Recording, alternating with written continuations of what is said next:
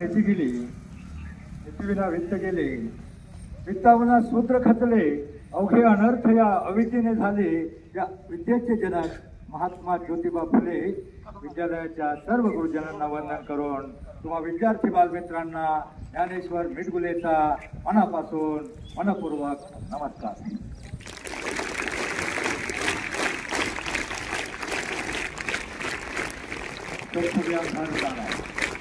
संपू दे अंधार सारा उजळू दे आकाश तारे अंधारल्या पहाटेसे येथे वाहू दे आनंद वारे जागे यावी सृष्टीला की होऊ दे माणूस जागा भ्रष्ट सारे नष्ट व्हावे घट्ट व्हावा प्रेम धागा मार्ग सारे स्वच्छ व्हावे आणि मने ही साफ व्हावी ही सकाळ रोज यावी माणसाचा देव व्हावा तुम्हा सर्व बालदेवांना पुन्हा एकदा नमस्कार।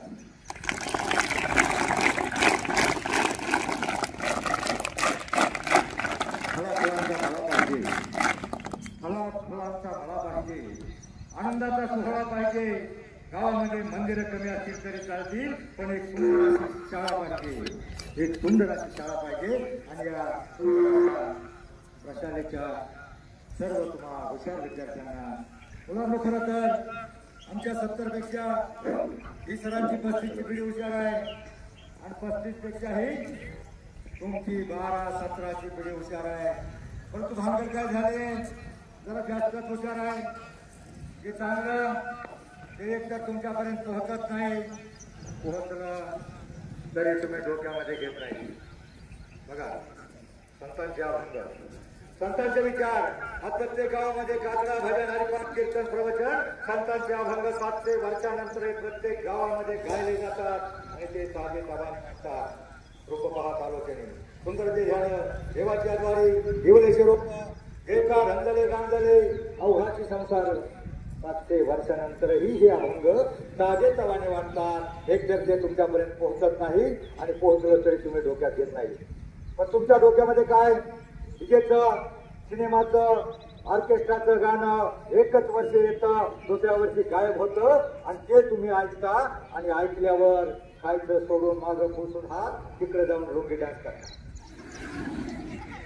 मला सांगा तुमच्या गावामध्ये कीर्तन होतं कीर्तन किती जण जातात हात वर करा अर्धे जातात हात खाली करा पण तुम्ही खोटं बोलणार तुम्ही सगळे जण जाता कधी जाता पाण्याचं कीर्तन संपलं का लाईन मध्ये असतं कशाला भोजन मुलांना भोजन आणि भजन या शब्दामध्ये प्राण आणि मात्रा एवढंच अंतर आहे पण त्यातला जर अर्थ घेतला तर जमीन आसमानाचं अंतर आहे।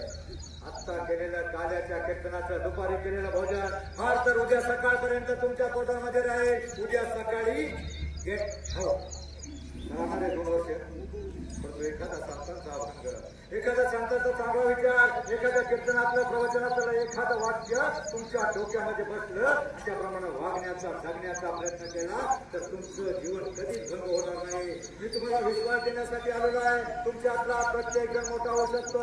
बऱ्याचदा मला वाटतं अरे मी गरीबाचा मी कमी हुशार मी गुटखा मी लुकडा मी मुंगळा मी कसा मोठा होणार गुटखा मोठा होणार आणि मुंगळा मोठा होणार मुंगळा तर जास्त मोठा होणार।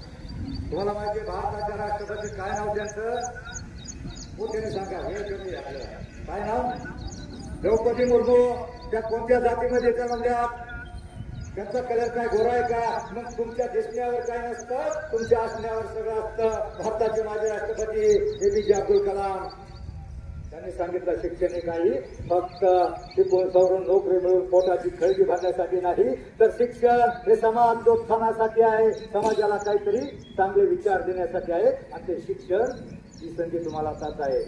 म्हणून शिक्षण म्हणजे शून्यातून विश्व निर्माण करण्याचा मार्ग शिक्षण म्हणजे सुतावरून स्वर्ग गाठण्याचा मार्ग। स्वर्ग कुणी पाहिलाय लोक मेल्यावर स्वर्गात जाण्याची इच्छा व्यक्त करतात पण शिकला सवरलेला माणूस या पृथ्वी तळावर स्वर्ग उभा करू शकतो इतकी ताकद या शिक्षणामध्ये आहे। आणि ही संधी तुम्हाला आता एकदाच मिळते। आमच्या वेळेला 11वी होते 60% मार्क होते आता 90% मार्क पडले तरी पालक समाधानी नाहीत। मुलांनो मार्कावर काय नसतं आता 2% कमी करू द्या, परंतु काय झालंय सगळीकडे भडकावणार आहे आणि ती अन्याय अत्याचार भ्रष्टाचार सगळीकडे महाग लागली आंदोलन जवळ आलाय आणि तो अवलंब तुम्हाला देण्यासाठी ठरलेला आहे. एक उदाहरण घेऊया. आतमध्ये हरणी आहे, आतमध्ये आपल्या वेळामध्ये हरणी आहे आणि बाहेर पाडस खेळतय बागडतय. म्हणजे आपण हरणी अशी समजूया, हरणी अशी कोण समजूया, आतमध्ये आई टीव्ही मध्ये व्यस्त आहे आणि ते बारकं बाळ मोबाईल मध्ये हात दिलाय आणि ते बाहेर मस्त आहे, ते मस्त आहे. आणि या वेळेला सगळीकडून आग आली आहे, सगळीकडून आगीचा ढोंब आला, आग जवळ जवळ येते आणि त्या आगीतून एक वाघोबा जवळ आलाय. त्या वाघानं पाहिलं, अरे पाडस हे आग्ने पाडस हरणीचं पाडस बाहेर खेळतय, त्यानं तिकडून येणार, पळत येतोय, झडप घालणार. तेवढ्यामध्ये झाडाच्या बाजूला एक शिकारी आहे, तो शिकारी नेम धरून बसलाय, त्या हरणाची शिकार करणार आहे. सगळीकडून आमडोंब पसरलाय, आग जवळ येते, इकडून वाघोबा आहे आणि कोण शिकारी आहे. आता माझ्या प्रश्नाचं उत्तर द्या, ते पाडस कसं वाचणार आहे? ते पाडस कसं वाचणार आहे? सगळ्या बाजूनी संकट आहे, ती आग जवळ जवळ येते, ते पाडस कसं वाचणार आहे? या प्रश्नाचं उत्तर शेवटी द्यायचं. मी तुम्हाला एक पुस्तक देणार आहे, 2 प्रश्न विचारणार आहे, जरा ताहट बसा. तर 2 तास महत्वाचे असतील जीवनामध्ये, तुमच्या 2 तास महत्वाचे असतील, त्यातला एक हा तास समजा आणि दुसरा तास कोणता सांगू का? सांगू? अजून बघा 10-12 वर्षानं तुम्ही 25-27 व्हाल आणि त्या वेळेला तुम्हाला काहीतरी लग्न करावं वाटत, ब्राह्मण काका समोर पडदा धरील, तुमचा बाप एखादी पाहुणी समोर उभी करील आणि ब्राह्मण काका पडदा धरल्यावर मोठ्याने वाजेल, शुभमंगल. सावधान.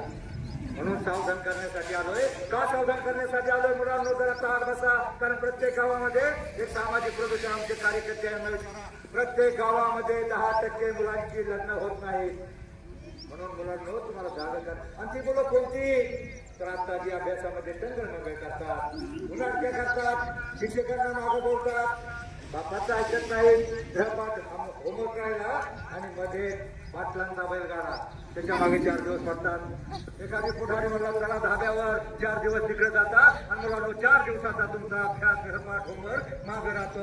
ही जीवनाची शर्यत जिंकायची असेल तर त्या सध्याच्या आणि कासवाच्या गोष्टीप्रमाणे तुम्हाला झोपला आळस मिळायला पाहिजे. सतत नियमित अभ्यास गृहपाठ होमवर्क सतत चालत राहिला तर तुम्ही जीवनाची शर्यत जिंकणार आहात. तुमच्यातला जीवनामध्ये प्रत्येक जण मोठा होऊ शकतो आणि माणूस जीवनामध्ये 2च प्रकारे मोठा होतो. किती प्रकारे? एक तर शिकून आणि दुसरं सवरून. शिकून म्हणजे शिक्षण आणि सवरून म्हणजे सवरून. सकारात्मक अर्थाचे जेवढे शब्द, सत्य, सदाचार, संयम, सुविचार, संतांचे विचार, प्रत्येक चांगल्या विचारामध्ये माणसाचं जीवन बदलण्याचं सामर्थ्य असतं. एक चांगला विचार घेऊन जगण्याचा, वागण्याचा प्रयत्न केला, तुमच्यातला प्रत्येक जण मोठा होऊ शकतो. जगातली कोणतीही शक्ती तुम्हाला मोठं होण्यापासून रोखू शकत नाही. असं होणार आहे का? एखादा पाकिस्तानचा आतंकवादी आणि एखादा चीनचा सैनिक येईल आणि म्हणाले बाळ्या नाड्या अभ्यास कर रोखो, नाहीतर खाली गोळ्या म्हणणार आहे का? जगातली कोणतीही शक्ती तुम्हाला मोठं होण्यापासून रोखू शकत नाही. कुणी तुम्हाला म्हणणार नाही अभ्यास करून कलेक्टर होऊ नको, कॅप्टन होऊ नको. परंतु काही शत्रू आहेत आणि ते शत्रू तुमच्या आतमध्ये आहेत. मला वेळ थोडा जरा म्हणून पाठ टाकतो. आतमधले शत्रू कोणते माहितीये का?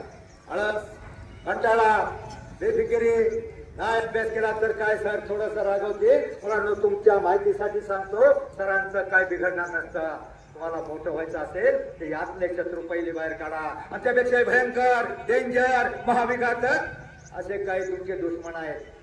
माहित आहे का तुम्हाला कोणते कोणते? माहित आहे. रोज तुम्ही त्याच्या पुढं 8 ते 8:30, 9 ते 9:30 त्याच्या पुढं टुळू बघत राहता आणि म्हणता तुझ्यात जीव रंगला. काय सरांना सांगता माझं डोकं दुखत होतं आणि बाईने डोकं पुढे लावलं होतं माझ्या नवऱ्याची बायको. काय मालिका असतात, काय शिकायचं? नका टाइमपास करू नका. आमचे दोन्ही मुलं मॅनेजर आहे, बेशागरी. आमच्या घरात 8वी पर्यंत मोबाईल पोरांच्या हातात देत नाही आणि घरात टीव्ही नाही. टीव्हीमुळं, मोबाईलमुळं पोरं हँग व्हायला लागले. तो तुमचा दुश्मन. आणि तुम्हाला मोठं होऊन शिकायचं असेल तर टीव्ही, मोबाईल याच्यामुळे चष्मा लागतो. मला सांगा, तुमच्या प्रत्येकाच्या घरामध्ये 4-4 मोबाईल आहेत, 2-2 मोबाईल आहेत. मोबाईलमुळे काय होतं, मोबाईल फक्त गरज म्हणून वापरा. हाय हॅलो गुड मॉर्निंग काही करू नका. फक्त 9 लोक श्रीमंत होत चालले आणि प्रत्येक 99.99% लोक गरीब गरीब गरीब होत चालले. एका घरामध्ये 4 मोबाईल, 1000-2000 बिल येतं. आमच्या घरामध्ये लाईटीचं बिल 1000 रुपये आलं. आमचा बाप लाईटीच्या ऑफिसमध्ये जातो म्हणतो साहेब 2च बल्ब आहेत एवढं कसं, पण एवढं 2000 रुपये भरताना आम्हाला काहीच वाटत नाही. मुलांना फक्त 8-9 लोक श्रीमंत होत चालले. अदानी, अंबानी, टाटा, रिलायन्स किंवा आयडिया. काय आयडिया काढली? Airtel, Vodafone. काय आयडिया काढली त्यांनी? एक वायर इकडून खाऊन दिली आणि तुम्हाला म्हणतात जिओ. परंतु ठार मारायला नाही. फक्त भिकाऱ्याला 100% उपयोग आहे मोबाईलचा. फक्त भिकाऱ्याला. कारण भिकारी बघा आपले लोक काशी करायला जातात, 7-8 गाड्या उतरल्या का भिकारी कमी असतात भिकारल्या घाटाला आणि ते पलीकडल्या भिकाऱ्याला फोन करतात, अरे इकडे या, लई मैंदाळ गिरायका नाही. फक्त भिकाऱ्याला 100%. आपल्याला फक्त 50% उपयोग आहे. जे चांगला तेवढ्यासाठीच वापर करा. 7 वर्षाच्या आतल्या बघाला मला सांगा मोबाईलची गरज आहे का? गरज आहे का? मग घरामध्ये आई रडत असल्यावर काय करते? पोरग रडत असल्यावर आई काय करते? काय करते? मोबाईल चालू करून त्या लहान बाळाच्या हातामध्ये देते. तुम्ही माझं एवढं एक जरी ऐकलं तरी फार झालं. तुमच्या घरामध्ये लहान बाळ असं आईनं जर त्याच्या हातात मोबाईल दिला, मोबाईल कुठतरी लपवून ठेवा आणि त्या बाळाला कुठेतरी मंदिरात खालीपाठाला घेऊन जा. आठवड्यातून 1 दिवस तुम्ही तुमचा बाप तुम्ही दारू पेत असाल, काय खात असाल वाईट, त्याला आठवड्यातून फक्त 1 तास फक्त मंदिरातून घेऊन जा. मग बघा तुम्हाला इफेक्ट. मंदिरात का देव मिळत नाही? तुम्ही हरिपाठ पाहिलं की म्हणता 7-8 लोक इकडे उभे असतात, 7-8 एकूण असतात. एक मुलगा तो हरिमुखे म्हणा, दुसरा म्हणतो तो पुण्याची गणना कोण करी, तिसरा असोनी संसारीची सेवे तो करी, वेदशास्त्र उभारी. म्हणजे प्रत्येक जण म्हणत असतो एकाचा पुढलं वाक्य काय म्हणायचं एवढंच त्याच्या डोक्यामध्ये असतं. आणि मग त्या वेळेला त्याला काय देव मिळत नाही. परंतु मित्रांनो काय होतं तर त्याचं चित्त, बुद्धी, स्थिर, एकाग्र, पवित्र, शांत होते. म्हणजे त्याच्यात देव निर्माण होतो. देव कुठं आहे? मला सांगा देव कुठं आहे? कुठे शोधिसी रामेश्वरान, कुठे शोधिसी काशी, हृदयातील भगवंत राहिला हृदयातून उपासी. देव कुठं आहे? शोधिसी मानवा. म्हणजे रावळा देवळात बघा ना, रावळी ना देवळी ना कोण त्या विद्या मंदिरात साक्षात 33 कोटी देव. देवाची संख्या किती कोटी आहे? 33 कोटी, बरोबर. मग ते देवांची नावं तुम्ही सांगू शकणार नाही. आणि ते देव कोणते म्हणाल तर 140 कोटी पैकी बालवाडीपासून मास्टर डिग्री पर्यंत जे निष्पाप, निरपेक्ष, सात्विक वृत्तीचे जे विद्यार्थी आहेत ना, त्यांची सरकारी आकडेवारी बरोबर 33 कोटी आहे. आणि तुम्ही 33 कोटी तुम्हीच खरे देव आहात. तुमच्यातला देव पण टिकवण्यासाठी, जगवण्यासाठी, जागवण्यासाठी आमच्या वारकरी साहित्य परिषदेचा हा छोटासा प्रयत्न.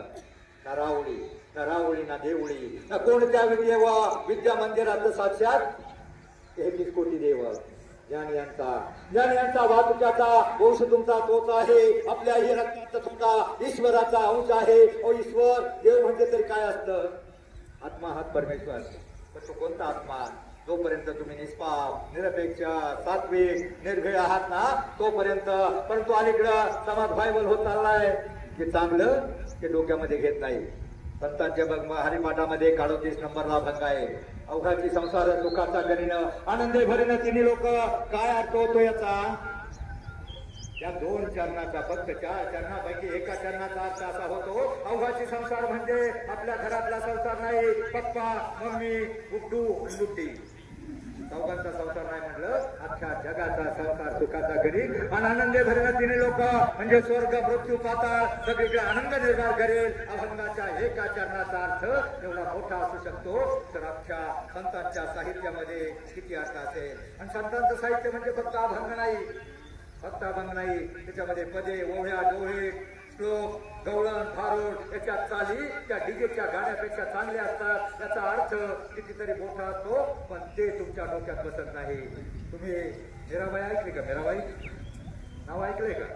जनाबाई, बहिणाबाई, मुक्ताबाई कोण होत्या? का तुम्ही फक्त शांताबाईच ऐकली? मीराबाईचं एक भजन आहे, जरा मागं म्हणा. त्याच्यातून तुम्ही काय घ्यायचंय? त्याच्यातून तुम्ही काय घ्यायचंय? जैसी लागी लगन म्हणा. मीरा हो गई मगन, पुत्र हरी हरी हरी हरी गुण गाणे लगी. काय 2-4 पोरी तर नुसत्या गाला टाकल्या, म्हणल्याच नाही बिचाऱ्या. आता मी कुठं तुम्हाला मुन्नी बदनाम होई म्हणा सांगितलंय?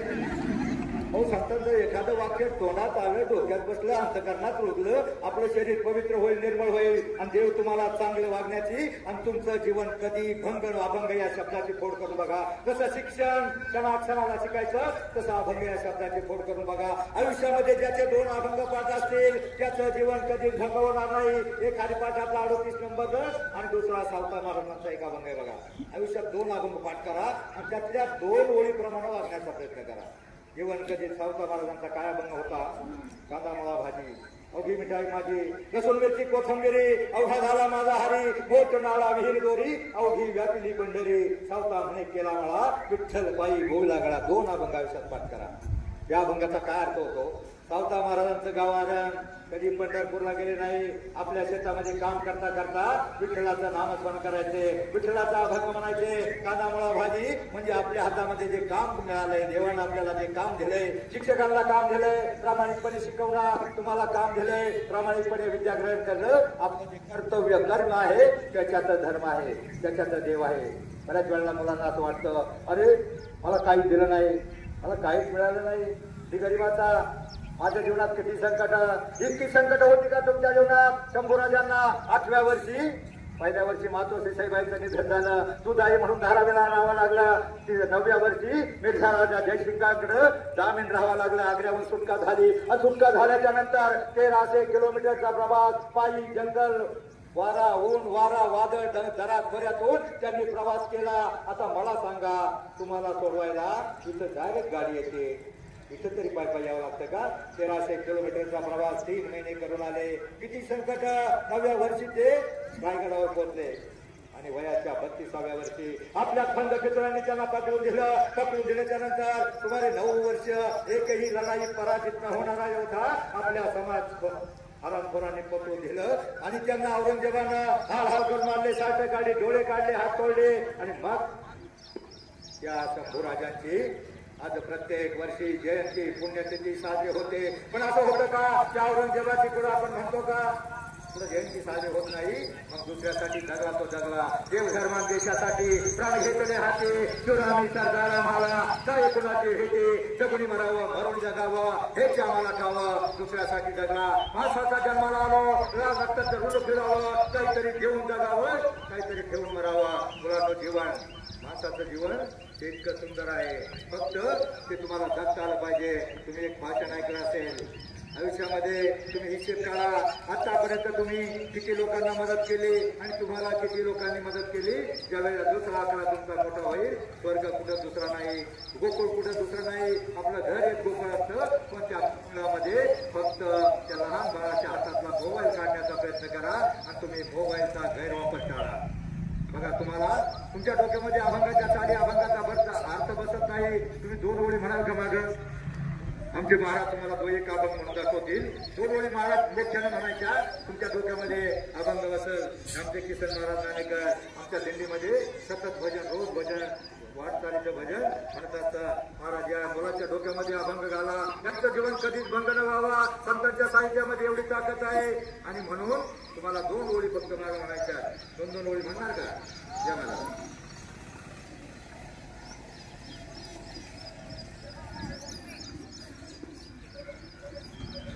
मी 2 अभंग तुम्हाला म्हणून दाखवतो, अभंगाचे बोल म्हणून दाखवतो. त्यानंतर फक्त 2च ओळी माझ्या पाठीमागं प्रत्येकाने म्हणायचे. आपुलिया हितात जो असे जागता, धन्य माता पिता तयाची, कुळी कन्या पुत्र होती जे सात्विक, तयाचा हरिख वाटे देवा. गीता भागवत करीती श्रवण, अखंड चिंतन विठोबाचे, तुका म्हणे मज घडो त्यांची सेवा, परी माझ्या दैवा पार नाही. आता माझ्या पाठीमागं 2च ओळी म्हणायचे. आपुलिया हिता जो असे जागता, आपुलिया हिता जो असे सर्वांनी म्हणा. आपुलिया हिता जो आसे जागता.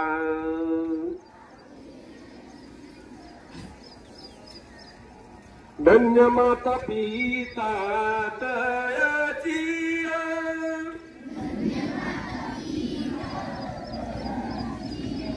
धन्य माता पिता तयाची.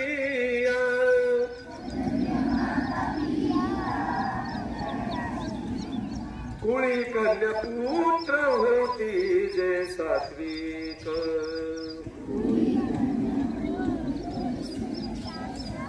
तयाचा हरीख वाटे देवा.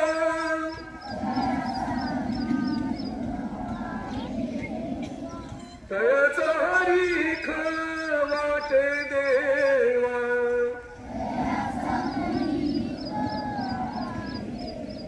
कुळी कन्या पुत्र होती जे सात्विक. धन्यवाद. यांना महाराज काय यांना डिजिटल पाहिजे. यांना डिजिटल पाहिजे. आता बघा डिजिटल झाल्यावर चुन्नुक चुन्नुक टाळ वाजवी. पाटामधलं पाणी रानपाखरा संग गातो. तुझी विठ्ठला राणी. काय बरं विठ्ठल विठ्ठल जय हरी विठ्ठल. विठ्ठल विठ्ठल विठ्ठल विठ्ठल. विठ्ठल विठ्ठल जय हरी विठ्ठल. काही लोक वाजत नाही. ज्याला हात एक मिनिट थांबा.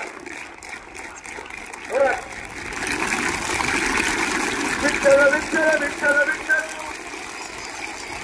विठ्ठल विठ्ठल जय हरी विठ्ठल. विठ्ठल विठ्ठल विठ्ठल विठ्ठल. बघा ज्यांनी प्रामाणिकपणे जोरात टाळ्या वाजवल्या त्याच्या हाताला झिंजिने आल्या का नाही. हाताला झिंजिने का नाही. आणि त्यानं प्रामाणिकपणे जोराला विठ्ठल विठ्ठल म्हणलं असेल. ते शास्त्रीय कारण सांगतो. त्यानं प्रामाणिकपणे विठ्ठल विठ्ठल म्हणलं असेल त्यांचा अंतकरणाचा तो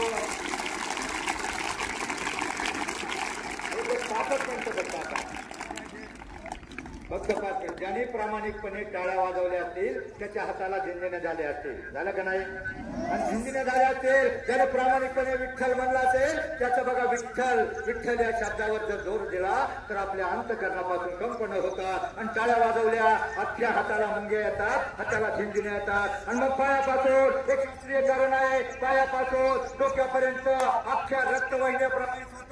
आणि जो मुलगा फक्त दिवसातून 4 मिनिटं एखादा अभंग म्हणे आणि 1 मिनिट फक्त 1 मिनिट जोराला विठ्ठल विठ्ठल म्हणून टाळ्या वाजवेल त्याला आयुष्यामध्ये बीपी शुगर रक्तदाब मधुमेह कोलेस्ट्रॉल कॅन्सर अटॅक येणारच नाही.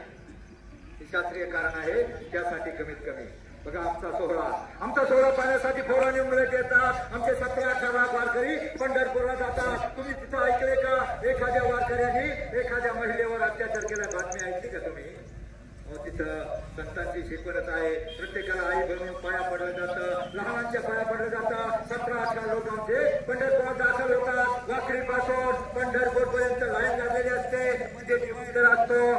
आणि त्या डिव्हायडरवर आमच्या म्हाताऱ्या बाया त्यांना नाचता येत नाही फुगडी खेळता येत नाही. त्या म्हाताऱ्या बायामधून बघत असतात. ह्या बाजूला विठ्ठल विठ्ठल ह्या बाजूला माऊली माऊली. ह्या गजर असतो. कुणी फुगड्या खेळत असतं कुणी नाचत असतं. इतका आनंद घेत असतात. आणि त्या बाहेरच्या 10-15 फॉरेनच्या लेडीज जेंट्स तिथे आलेल्या असतात. त्या अर्ध्या कपड्यावाले माहिती ना फॉरेनचे पाहिले त्या अर्ध्या कपड्यावाले ते बघत असतात. त्यांना नवल वाटतं अरे एवढी लोक एवढा आनंद हाऊ ह्याची किती आनंदी ही लोक. एवढं कसं होऊ शकतं. एवढा लोक गोंधळ नाही गडबड नाही कुणाचं भांडण नाही. आता साधी वरात जरी असली तर 2 गटामध्ये मारामारी होते.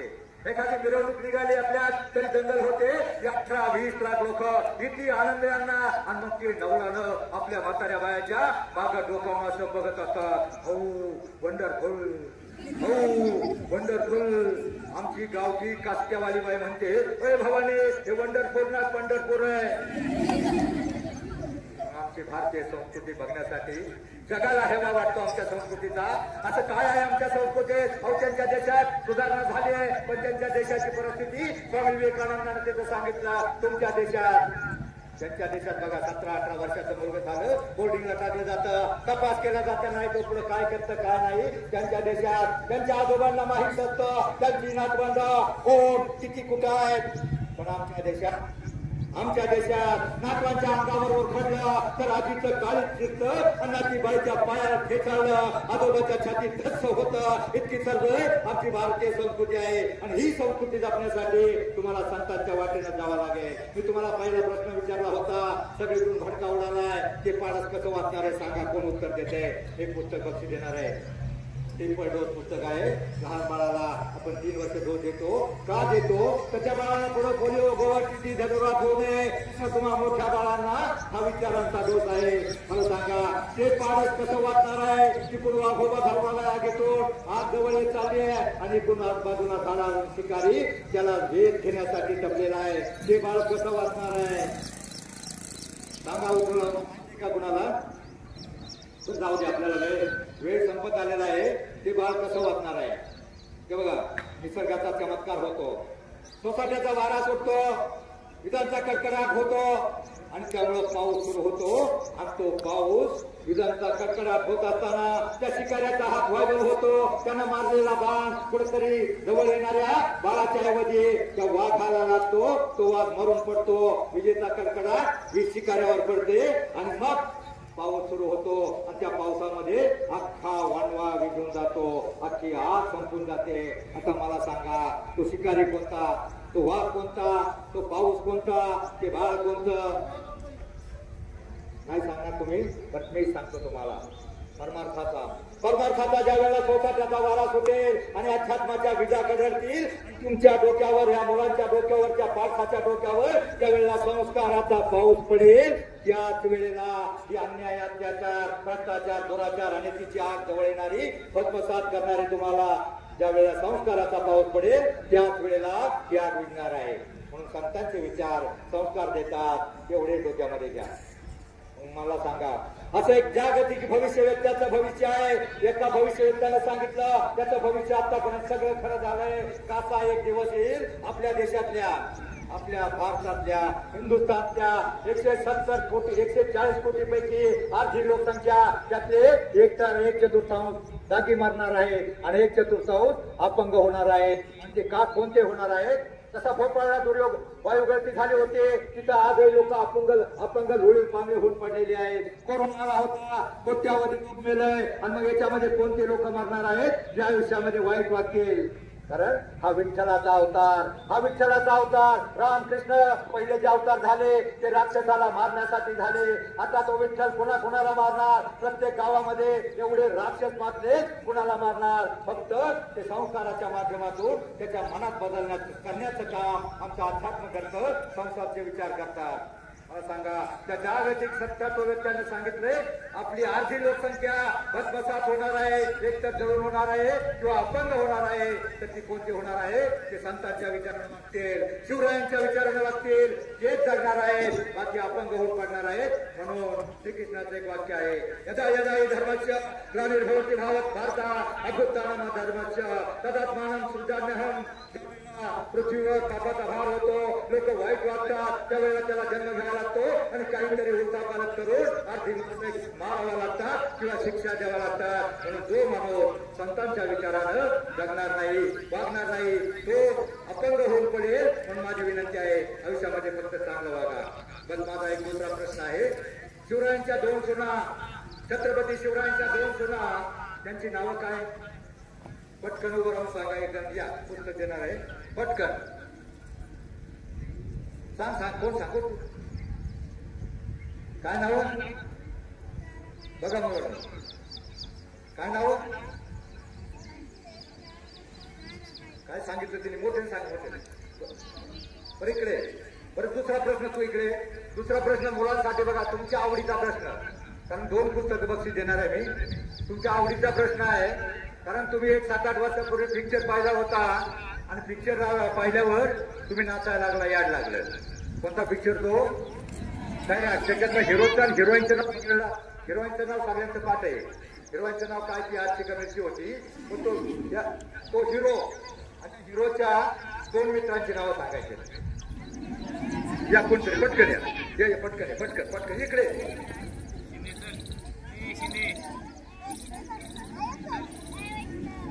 काय नावं सांगितली तू? तिच्यासाठी टाळ्या वाजवा. ताराबाई विजयसुबाईला इतिहास.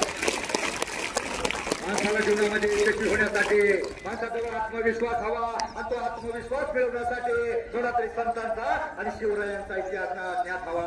त्या मुलीला इतिहास ज्ञात आहे, ते नक्की जीवनामध्ये यशस्वी होईल. आता मला सांगा, पटकन येऊन सांगा, कारण वेळ संपलेला आहे. ये तिकडे चल, ये दोघं या चला. दोघांना यार पटलं, या सगळे जर या चला, या पटकन या.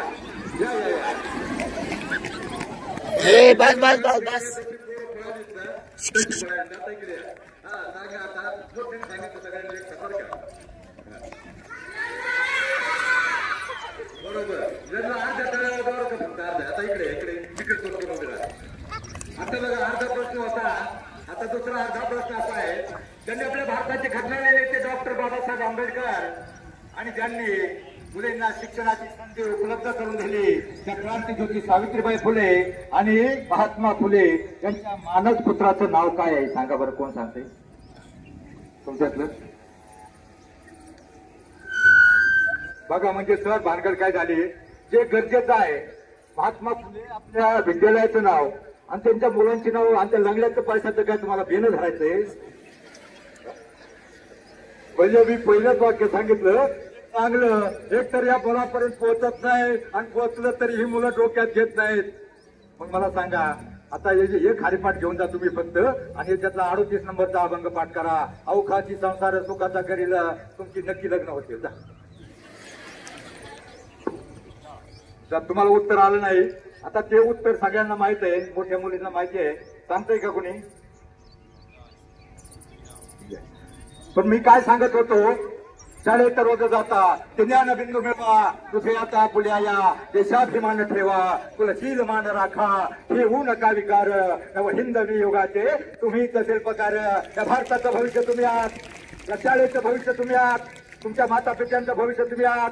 तुमच्या माता पित्यांना काही शिवरायांसारखं स्वप्न स्वराज्य निर्माण करायचं स्वप्न पडत नाही. भगतसिंगासारखं तुमच्या माता पिता फासावर देणार नाही. किंवा सांग त्या आली मुलगी काय नाव बाई?